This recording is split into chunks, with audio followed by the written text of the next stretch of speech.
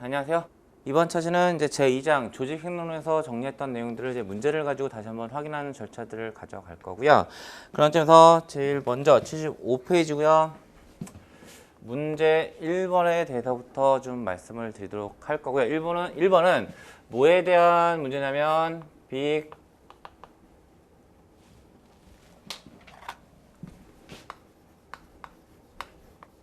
파이브 모형에 대한 이야기들이다 라고 보시면 될 것 같고요. 이 빅5 모형이라고 얘기하는 거 성격의 유형을 나누는 관점에서 총 5가지 측면을 가지고 있다는 거고요. 그 5가지 측면은 어떠한 것들이냐면 제일 먼저 개방성에 대해서 말씀을 드렸고요. 두 번째 외향성, 세 번째 성실성, 네 번째 우호성, 마지막으로 신경직적 성향이라고 이야기하는 내용들에 대해서 말씀을 좀 드렸던 거였고, 이 5가지는 좀 정리를 하셔야 될 것 같습니다라고 말씀드렸던 거였고요. 이 5가지에 대한 개념을 물어보고 있는 문제가 1번 문제라고 보시면 될 것 같고요. 문제 확인하면 1번 빅5 모형에 대한 다음 설명 중 가장 옳지 않은 것입니다. 1번 개방성에 대해서 얘기하고 있는 거고요. 호기심이 많고 새로운 것에 대해 많은 관심을 보이지만 변화에 두려워하는 경향을 보인다. 2번 외향성이고요. 사교적이고 명량하며 말이 많고 자신감이 넘친다. 3번 성실성.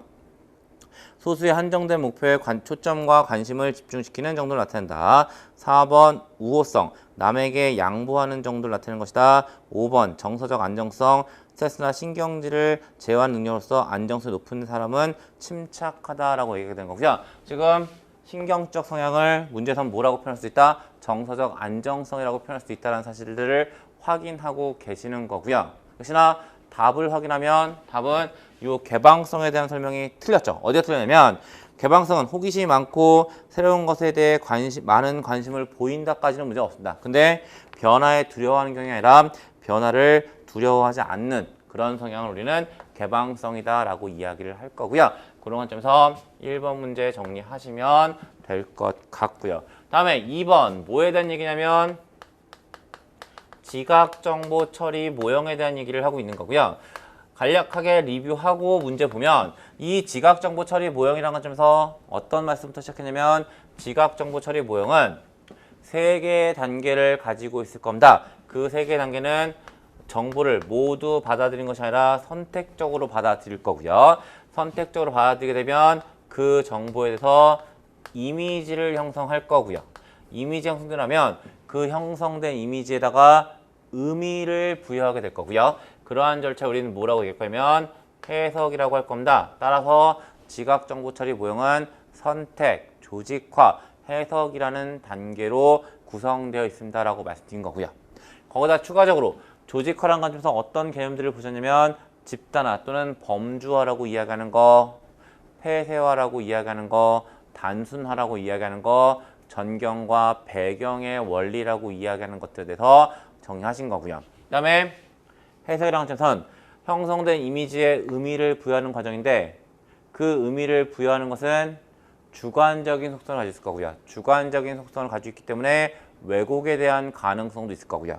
그 이유 때문에 추가적으로 지각, 오류라는 관점에서 후관과와 상동적 태도부터 시작해서 여러 가지의 지각, 오류들을 살펴보신 거고요. 이제 그런 것들을 묻고 있는 것이 2번 문제 되는 거죠. 2번 문제 보시면 지각정보 처리 모형에 대한 다음 설명 중 가장 옳지 않은 것입니다. 1번 선택이란 지각자가 관심 있는 것을 지각하고 관심 밖에 있는 것은 지각하지 않는다는 것을 말한다. 2번 조직화에는 집단화, 폐쇄화, 단순화 등의 방법이 있다. 3번 해석이란 조직화된 지각에 대한 판단의 결과이다. 4번 조직화란 지각이 된 대상이 분리된 형태로 존재할 수 없기 때문에 하나의 형태로 만들어가는 과정을 말한다.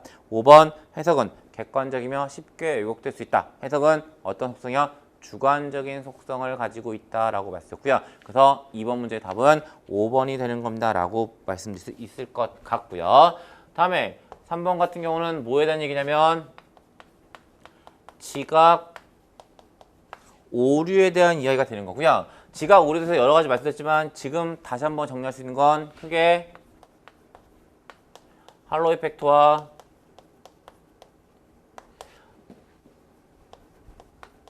스테레오타이핑이라고 얘기하는 상동적 태도라고 얘기하는 두 가지만 살짝 정리하고 넘어가면 할로우 이펙트는 뭘 의미할 거고요? 피지각자가 가진 또 다른 특성이 영향을 미치는 지각상의 오류를 의미하는 거고요. 그 지각상의 오류는 긍정적인 영향과 부정적인 영향을 미칠 수 있을 텐데 긍정적인 영향을 미치는 경우를 우린 좋은 의미에서 할로우 이펙트, 현혹 또는 후광 효과라고 얘기할 거고요.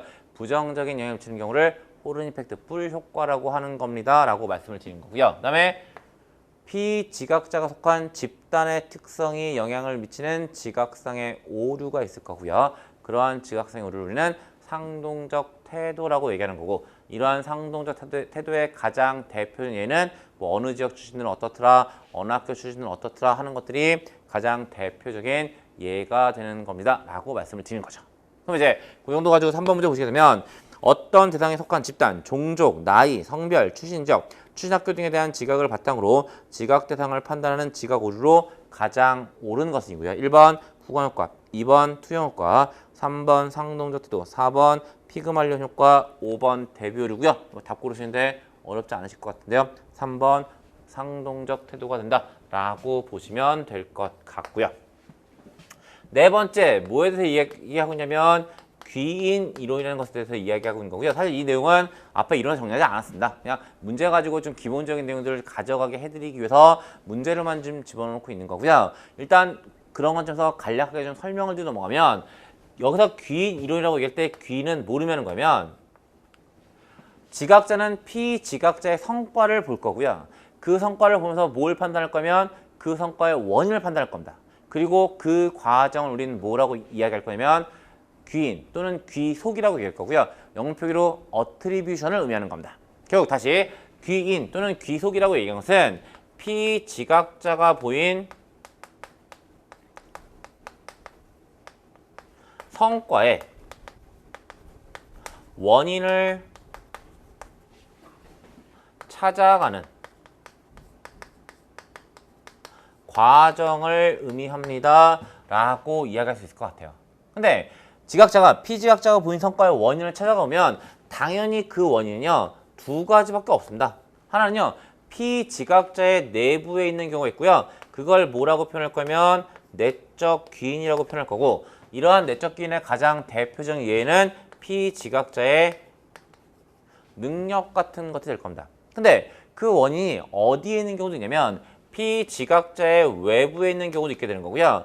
그걸 우리는 뭐라고 표현하게 될 거면 외적 귀인이다 라고 얘기할 거고 외적 귀인의 가장 대표적인 예는 피지각자가 수행한 과업의 난이도나 운 같은 것들이 해당한다라고 얘기할 수 있을 것 같아요. 그래서 귀인은 내적 귀인과 외적 귀인이라고 이야기하는 두 가지로 나눠볼 수 있게 되는 거죠. 그럼 당연히 지각자 입장에서는 뭘 해야 될 거면 피지각자가 보인 성과에 대해서 내적 귀인이나 외적 귀인을 판단해 주어야 될 것 같아요. 그리고 이제 그걸 판단하기 위해서는 뭐가 필요한 거냐면 판단의 기준이 필요한 거고요. 귀인으로 얘기하고 있는 판단의 기준은 모두 세 가지입니다. 그리고 그 세 가지가 바로 뭐냐면 합의성 또는 일치성이라고 번역되는 기준 하나가 있는 거고요. 두 번째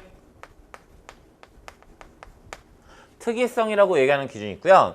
마지막으로 일관성이라고 이야기하는 기준이 있습니다. 그럼 이제 합의성이 뭐고 특이성이 뭐고 일관성이 뭔지에 대한 개념을 간략하게 말씀드리면 합의성이라고 얘기하는 것은 피지각자가 보인 성과와 피지각자의 동료 구성원 사이의 관계에서 귀인을 판단하는 기준을 의미하는 겁니다. 이에 맞서 특이성이라고 얘기하는 것은요. 피지각자가 보인 성과와 피지각자가 수행한 과업 사이의 관계에서 귀인을 판단하는 기준을 의미하는 거고요. 마지막으로 일관성이라고 얘기하는 것은 피지각자가 보인 성과와 시간 사이의 관계에서 귀인을 판단하는 기준을 의미하는 겁니다. 라고 말씀을 드려요. 그래서 귀인의 판단 기준은 합의성, 특이성, 일관성이라고 이야기하는 세 가지의 기준을 가지고 있다라는 겁니다. 그럼 이제 이 세 가지 기준을 뭐 할 거예요?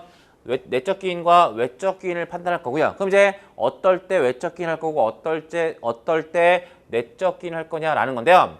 결론 말씀드리면 하부성이 높고 특이성이 높고 일관성이 낮은 경우에는 외적 귀인할 거고요. 합의성이 낮고 특이성이 낮고 일관성이 높은 경우에는 내적 귀인하게 될 겁니다 라고 말씀드리는 거고요. 요게 귀인 이론에 대한 설명들 전부 다라고 보시면 되는 거고, 이 내용을 다시 4번 문제 갖고 확인하겠습니다. 4번 문제 보시게 되면 지각이론 중 귀인이론에 대한 다음 설명 중 가장 옳지 않은 것입니다. 1번 귀인이란 개인이 지각된 상황에 대해 그 원인을 해석하는 인지 과정이다. 2번 귀인의 판단 기준 중 합의성은 개인의 행동이 다른 사람의 행동과 얼마나 일치하느냐에 관한 것이다.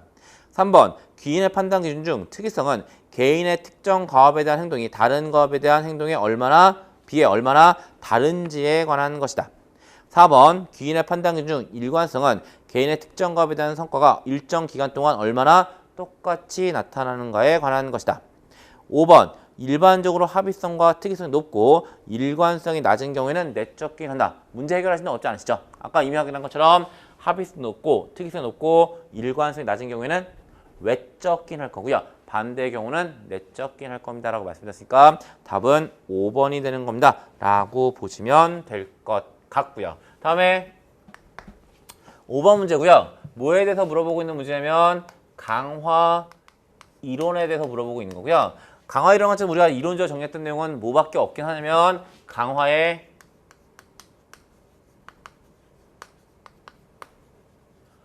유형에 대해서 이야기하게 되는 거고요. 이 내용들 정리하셨으면 5번 문제 해결하시는데 크게 어려움은 없을 것 같습니다.